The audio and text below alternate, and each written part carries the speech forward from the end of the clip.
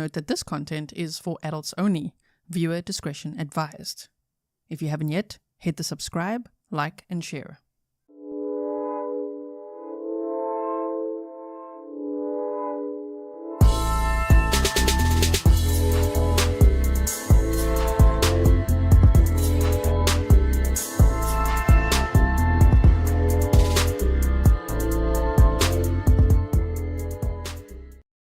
Hello everyone and welcome back to another live stream with me, Gisela K. This is Grizzly True Crime and the verdict is in. Oh my word, let's see what it's going to be. I have no idea. Honestly, this has been hectic. There were some jury questions. Let me just put the stream on for us quickly over here. We don't want to miss a thing. So we've been typing that in the chat. So there they've got Law and Crime's got the jury clock going and it stopped at 6.5 hours, 6:24. Okay. One of the questions that the jury had was whether Dr. Quintel's assessment of Doug being a real alpha male and domineering and all of that was based on his assessment of Doug, or if it was what Ashley told him, based on what Ashley told him, right? We saw in the cross-examination when he was called for the defense, so the state was asking Dr. Quintel questions, we saw that he did say it was based on what Ashley told him. So, but the judge could not answer that question and they had to base it on evidence. Okay, so let me just quit this. It's 4:38 a.m. in Switzerland, so hello, good morning. Is it coffee time? I think it's been coffee time all night, right? Okay, so here we go. I want to put the sound on. There is no sound on yet, but there, shame man, poor Eva. Oh my goodness.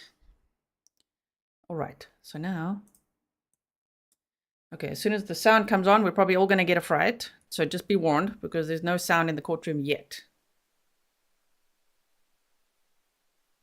Okay, was there another question? Oh, one of the questions was that they could not reach a unanimous verdict. And then the judge asked if they want to go home and then come back fresh in the morning. And they're like, nope, they want to keep going. And that was about an hour ago, an hour before the verdict was reached. And now here we are. So, okay. Oh, Judge Matt White. Okay. I wonder what it's going to be. What do you guys think it's going to be? I mean, remember, they can vote not guilty. Obviously, there could be a hung jury. They could be guilty for second-degree murder or the lesser charge of manslaughter. So, let's see.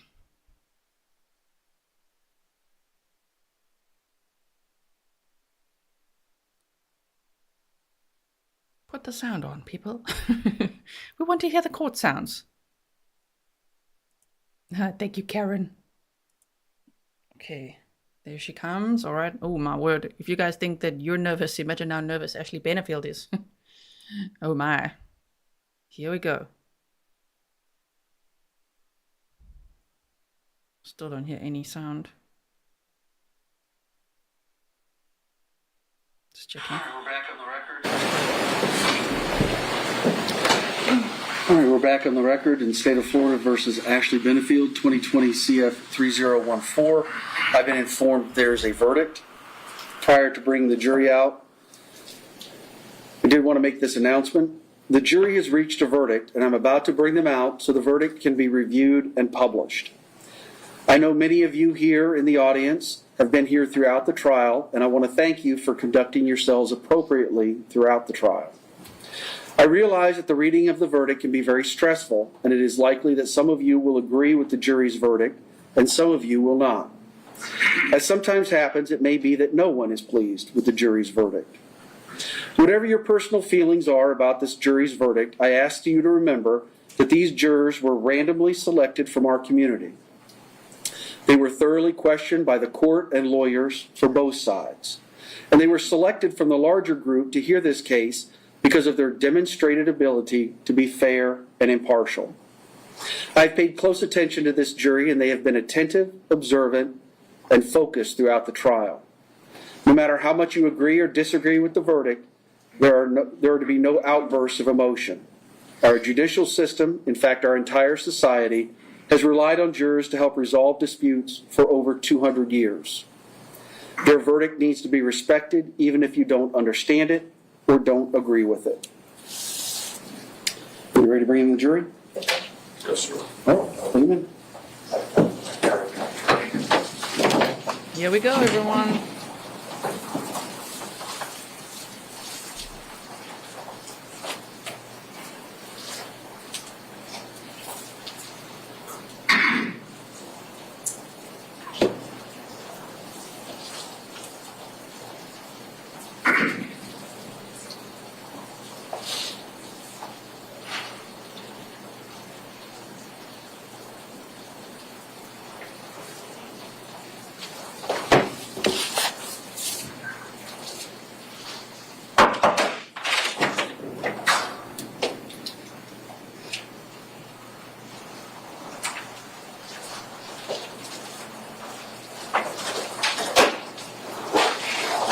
All right, you all can have a seat. Members of the jury, I understand you have a verdict, and you have a foreperson. Yes, we do. Ma'am, has the jury reached a verdict? Yes, we have. Is the verdict unanimous? Yes, it is. Would you please hand the verdict form to the deputy? I need to check it, make sure it's in proper form. Thank you.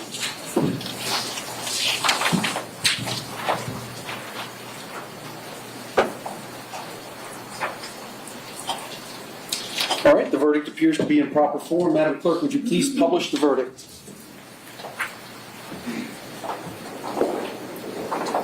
In the Circuit Court of the 12th Judicial Circuit in and for Manatee County, Florida, the State of Florida versus Ashley Benefield, case number 2020 CF 3014.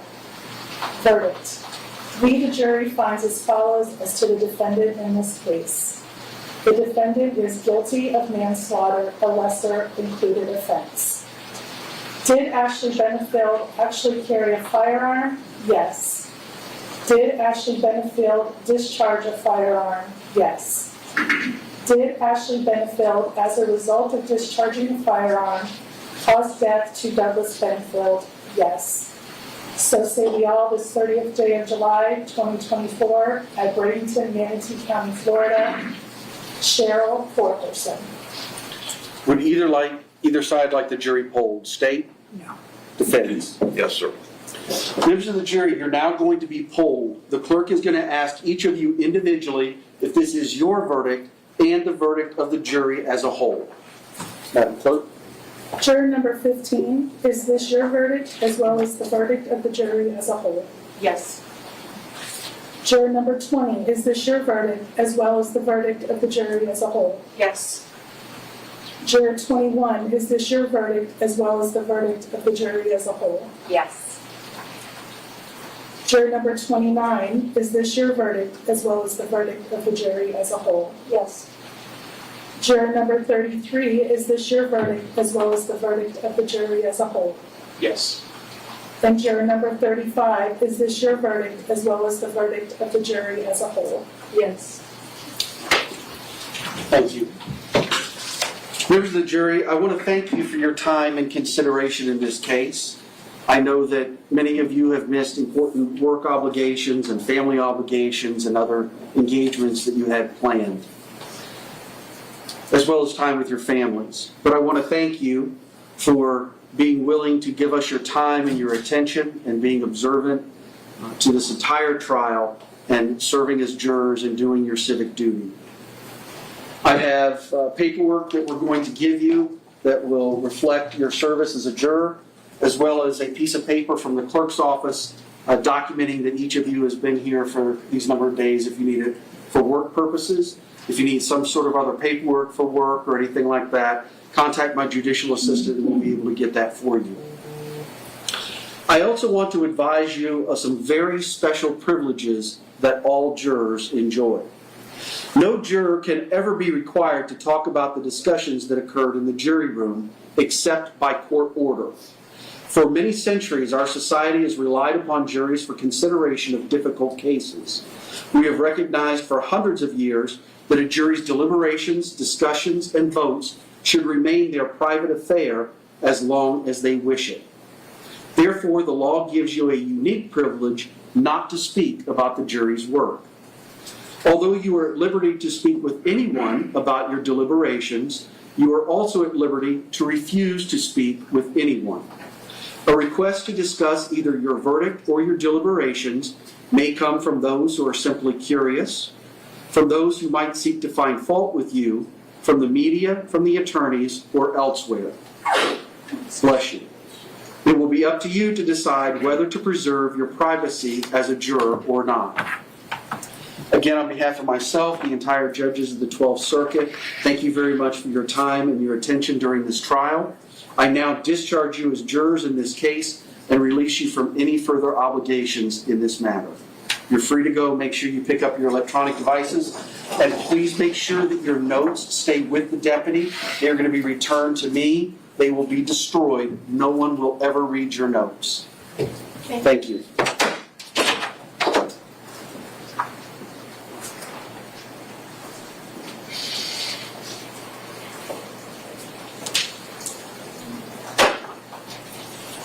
All right, you all can have a seat. The jury is out.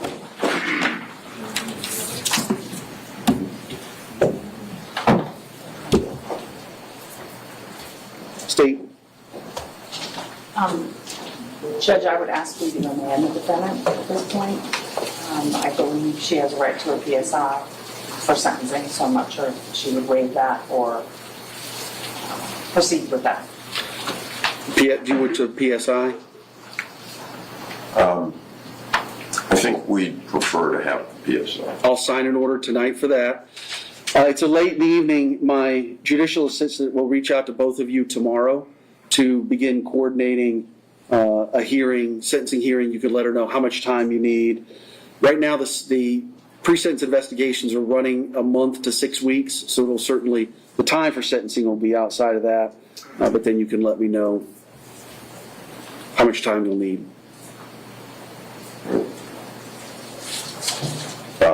Let me direct myself, Your Honor, to post-trial release if I can. Yes, sir. Under Youngston, I know that the Younghans, I know that the court is familiar with the standard. They stated in no uncertain terms, but if taken in good faith on grounds not frivolous but fairly debatable in view of the decisions of the Supreme Court, then the petitioner should be admitted to bail. And they set out for the trial court 3 factors.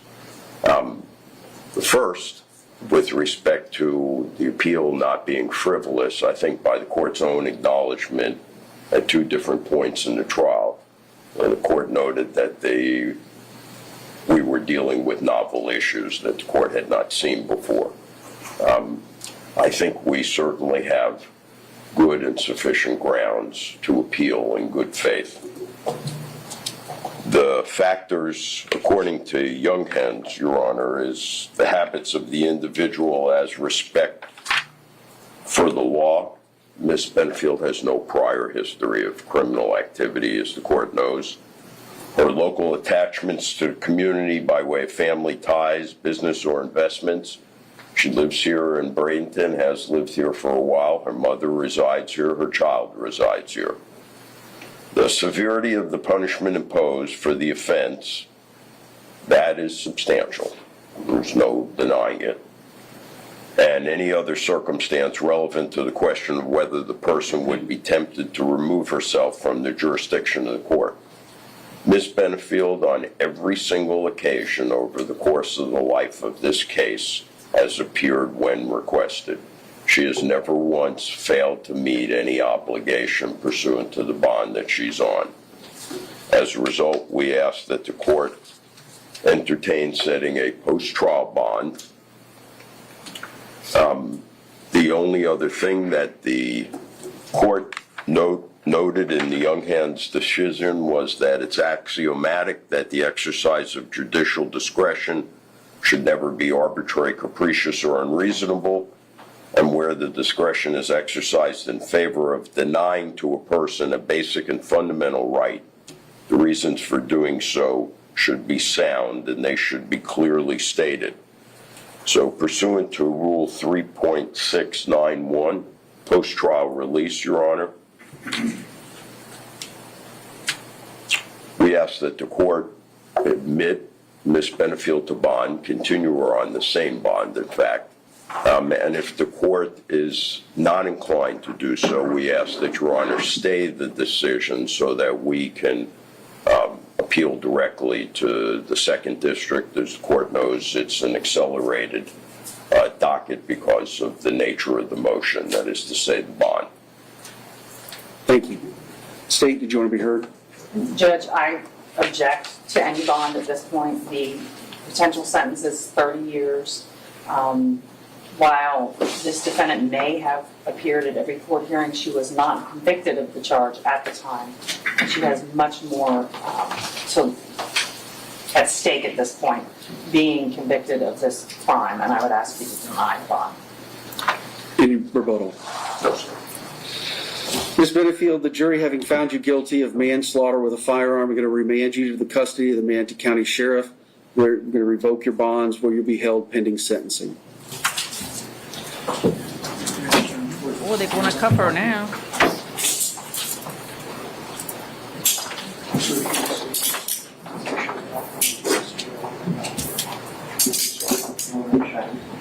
Potential of 30 years.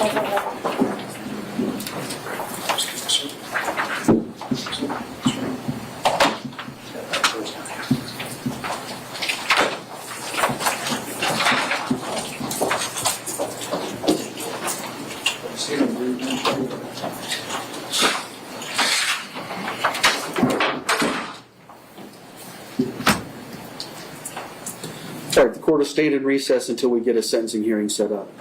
Thank you, Your Honor. I trust Your Honor will issue a written order on the bond.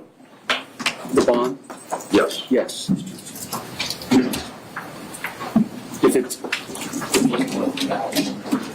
it's required, I certainly will. Thank you, Your Honor. Thank you, Madam Clerk. Thanks. Thank you.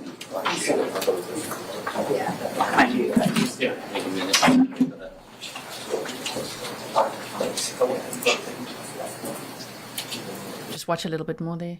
Okay, the sound is off. I think that's going to be it. Chairman, poor Eva. Oh, goodness. Okay.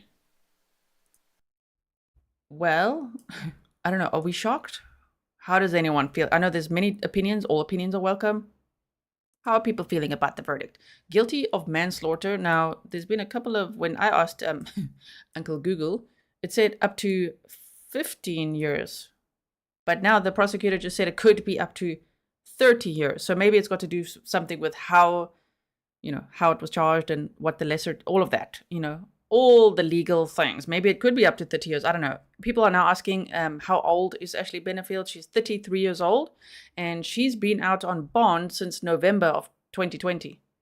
She was only, or December 2020. She was only in jail for 2 weeks, and then she bonded out. She had a $100,000 bond, and so she's been, spending time with the child, with the mom, and all of that. So I think when people say, well, yeah, no bond now, it makes sense because I think there could be a bit of a flight risk there, right?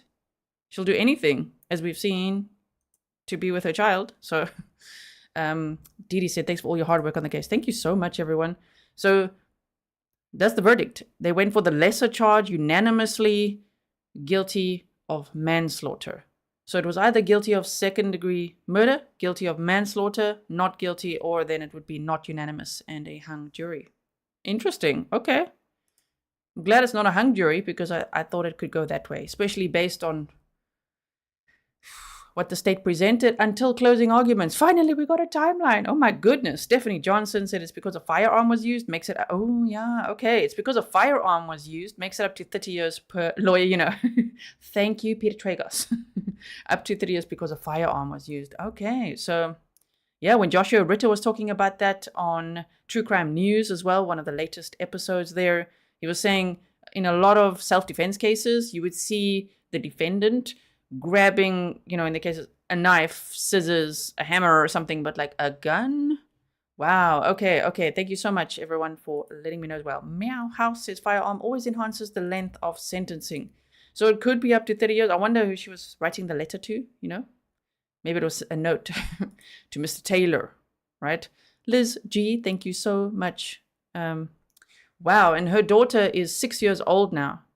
And I mean, they've just taken Ashley like straight to jail, waiting for sentencing, which should happen within 30 to 60 days from what I'm reading on Google. Tell me if I'm wrong. I'm just Googling it, okay? From 30 to 60 days from when the verdict is in. So now she's going to be in jail for the longest time she's ever been in jail so far. Before, of course, then there would be a sentence. Liz, thank you so much. You say very relieved. The closing argument was so good. Imagine if the closing arguments were at the same complacent level as the rest of the trial. Oh my word. I think that obviously got through to some of the jurors as well, just pointing out the obvious, the timeline and all of that, right? Okay. Well, I don't even know what else to say. I think I'm gonna call it a day now. It's 5 a.m. for me. Thank you to all of you who stayed awake with me. I know Becky B, I think you're in a similar time zone and you were awake as well and keeping everyone informed. Thank you so much. So I hope that you all get some good rest and we'll, I don't know, we'll see what else happens next. And then, of course, we've got lots of other cases to talk about. My goodness. So leave your comments below. Looking forward to reading it and sending lots of love to Eva. I mean, of course, to Emerson as well. I hope the judge at some point, sentencing will be good, right? Oh my goodness. Will the judge address that, like, you had your daughter outside saying, please keep my mommy free. Oh my word. So, okay, I'm going to go. Thank you so much, everyone, and stay safe.